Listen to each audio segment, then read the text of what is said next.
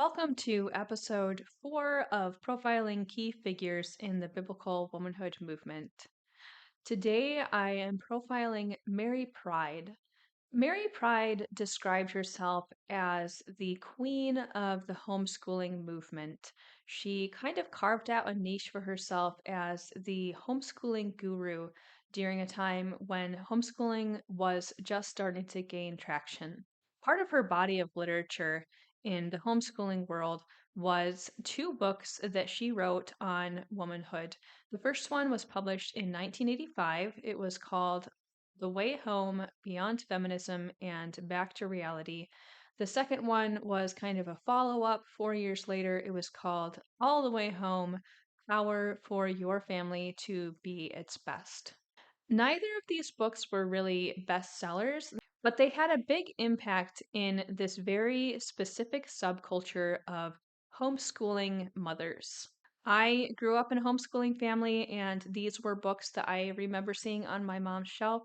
And as I read them later as an adult with a more critical eye, I certainly recognized things that I heard growing up from these books. What Mary Pride brings to the biblical womanhood conversation that we haven't seen yet is this emphasis on the home, and really more than an emphasis, really an insistence that women must be at home, and the Bible teaches that women must be workers at home, and taking that very literally. But Mary Pride is very intractable on this point that women must be in the home, and the Bible says so.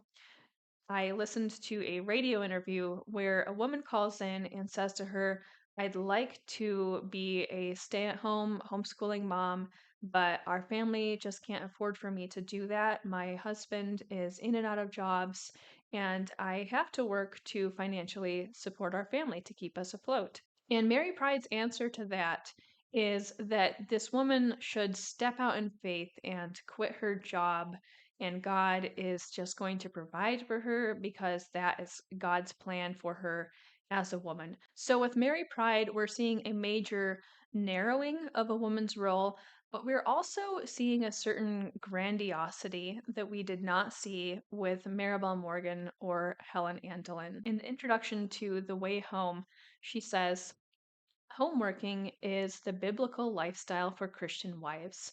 Homeworking is the exact opposite of the modern careerist, institutional, socialist movement. It is a way to take back control of education, healthcare, agriculture, social welfare, business, housing, morality, and evangelism from the faceless institutions to which we have surrendered them. More importantly, homeworking is the path of obedience to God. And this type of grandiosity is very typical for this sort of very restrictive literature for women. It seems like the more restrictive of a vision that they have for women, the more they need to make it this grandiose cosmic plan that they're inviting women into. This is all taking place in the context of the 1980s. And the 1980s is a time when feminism is, in some ways, seeming to take some steps back with the defeat of the Equal Rights Amendment, like we talked about in the last video.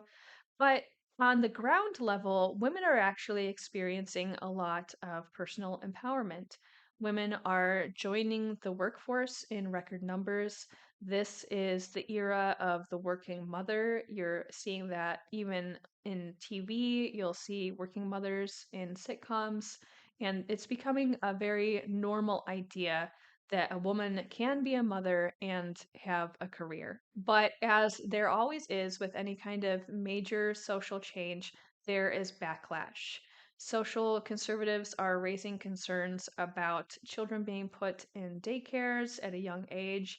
This is the era of the latchkey kid. These are kids who are going to school and then being in after school programs, so they're not spending very much of their day with their parents because both parents are working. At the same time, the Republican Party is embracing this ideal of small government. This is during the Reagan presidency, so there is a big emphasis against communism, and part of the battle against communism is seen to be resisting federal overreach at home. Conservatism is becoming more libertarian. There's the idea that anything that the government does beyond military preparedness or criminal justice is just a slippery slope to a Marxist dystopia. And if we don't watch out, we're just going to become another Soviet Russia. Both of these things converge in the Christian homeschooling movement, and Mary Pride is right at the forefront of that. Mary Pride believes that women are embracing feminism really because they have too much time on their hands. And the reason why they have too much time on their hands is because the church has failed to teach the full vision of biblical womanhood. And they failed in two areas specifically. The first is in the area of fertility, and the second is in the area of education.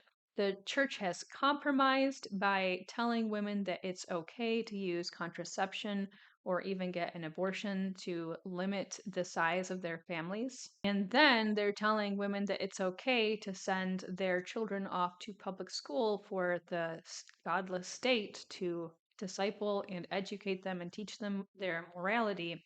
So, Mary Pride's solution, obviously, is that women need to be open to having more children and they need to be ready to educate those children at home. For Mary Pride, marriage really exists primarily for the procreation of children, and sex certainly exists for the procreation of children. There shouldn't be this big emphasis on romance in marriage or being close or being best friends. The emphasis should be on we are getting married because that is God's plan for making new people. If you are familiar with the work of Sheila Gregoire et al., you will know that this is a big problem in evangelical writing about sex. Most of the evangelicals who have written about sex in the last several decades have neither known nor cared what it takes to actually bring a woman sexual pleasure.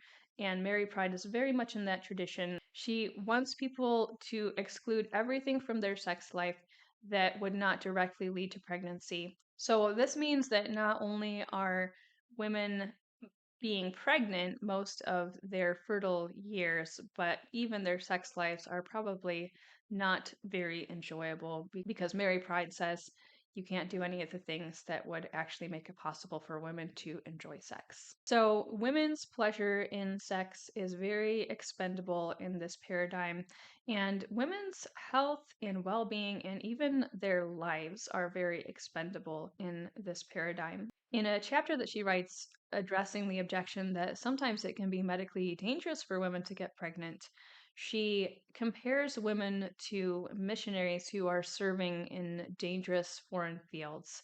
So there is this attitude that we ought to accept any and all risks to women's health, well being, and lives in the name of having large families because that is women's contribution to the life of the church, and it is how Christians can have the biggest impact on their culture.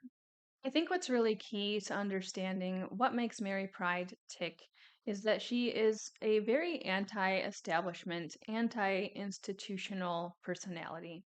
She writes that her book, The Way Home, is nothing less than a declaration of independence. And what she means by that is that her vision for womanhood and for family is a way of becoming free from having to depend on all of these various systems. This is a way to be free from the state. It is a way to be free from the institution of the church, even because she sees families as being the ones who should decide on the vision for their family ministry. She even sees her vision for family as a way for gaining independence from economic systems. She wants for husband and wife to be at home and start a home business where they no longer have to depend on an employer for their livelihood. But all of this family autonomy is coming at the expense of the woman. She is taking on an enormous amount of risk.